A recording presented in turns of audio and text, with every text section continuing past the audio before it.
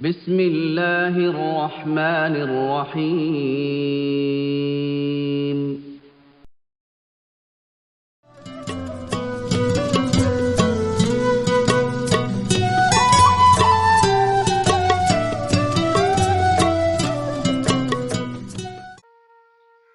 معزز سامعین، مصنف لکھتی ہیں کہ میں شادی کی محفلوں میں شریک ہونے کی بڑی شوقین تھی۔ میں ایک دیندار عورت تھی اور میرا شوہر بھی بڑا دیندار تھا۔ وہ مجھے شادی خانہ آبادی کی محفلوں میں شرکت کرنے اور اختلاط سے بچنے کی تاکید کرتا تھا اور مجھے اللہ کی ناراضی سے ڈراتا رہتا تھا۔ لیکن ایک روز میں کسی طرح شادی کی ایک محفل میں شریک ہو گئی۔ شادی کی محفل سجی ہوئی تھی۔ عورتیں قسم قسم کے خوبصورت کپڑوں میں ملبوس تھیں۔ محفل میں شریک عورتیں رقص کر رہی تھیں، گا رہی تھیں، دل لبھانے والی حرکتیں کر رہی تھیں۔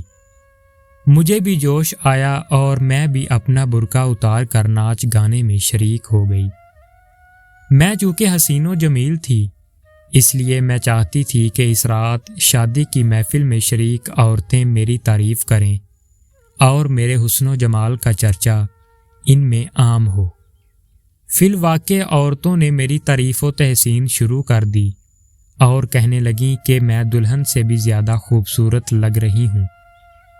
عورتوں کے منہ سے اپنی تعریف سن کر میں پھول اٹھی اور میرے اندر میرے حسن و جمال کا غرور سا پیدا ہو گیا۔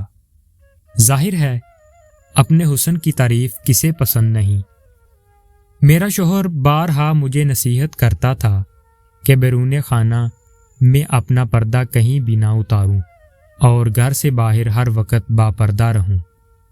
نیز مجھے یہ حدیث رسول صلی اللہ علیہ وآلہ وسلم سنایا کرتا، جس کا ترجمہ کچھ یوں ہے: جس عورت نے اپنے شوہر کے گھر کے علاوہ کسی دوسری جگہ اپنا کپڑا اتارا، اس نے اپنے اور پروردگار کے درمیان پردہ چاک کر دیا۔ ایک روز میرے شوہر نے کسی خلیجی ممالک کا سفر کیا۔ وہاں کسی دفتر میں دو نوجوانوں کے مابین اس امر پر اختلاف ہو گیا کہ خلیجی ممالک میں سب سے خوبصورت لڑکی کون سی ہے۔ ایک نوجوان فوراً اٹھا اور ایک ویڈیو کیسٹ لا کر حاضر کر دی، جسے اس نے میرے ملک کے کسی آدمی سے چوری چھپے بھاری قیمت دے کر خریدا تھا۔ اس کیسٹ میں شادی کی اس محفل کی ویڈیو بھی تھی، جس میں میں نے بھی شرکت کی تھی۔ جب نوجوان نے ویڈیو کیسٹ لگائی تو وہ منظر دیکھ کر میرے شوہر کے پیروں تلے سے زمین کھسک گئی، جس میں میں رقص کر رہی تھی، گانا گا رہی تھی، میری زلفیں بکھری ہوئی تھیں اور میرا نصف سینہ عریاں تھا۔ دفتر میں بیٹھے لوگ میرے حسن و جمال کو دیکھ کر اش اش کرنے لگے اور طرح طرح کی باتیں بنانے لگے۔ میرا شوہر اندر ہی اندر آگ بگولا ہو رہا تھا۔ اس کی آتش غیظ و غضب تیز سے تیز تر ہو رہی تھی۔ وہ فوراً سفر کے دیگر کاموں کو ملتوی کر کے وطن واپس آ گیا۔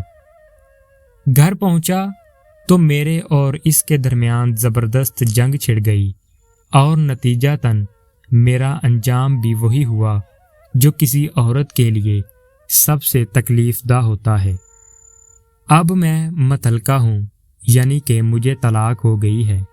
میری زندگی عذاب میں گزر رہی ہے۔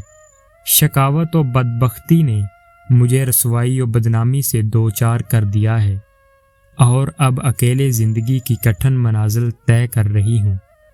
میری لمحوں کی لغزش مجھ سے زندگی بھر کی مسرتیں چھین کر لے گئی۔ معزز سامعین، ہماری اللہ پاک سے دعا ہے کہ اللہ پاک ہماری تمام ماؤں بہنوں کو حضرت فاطمہ رضی اللہ تعالی عنہا کے نقش قدم پر چلنے کی توفیق عطا فرمائے اور ہمیں نیک اعمال کرنے کی توفیق عطا فرمائے۔ وما علینا الا البلاغ المبین۔ شکریہ۔